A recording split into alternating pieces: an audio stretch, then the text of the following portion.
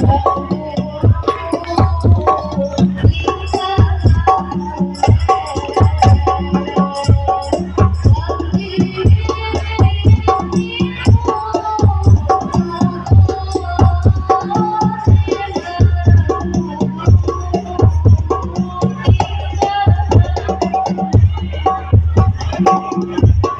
Ghiền Mì Gõ để không bỏ lỡ những video hấp dẫn.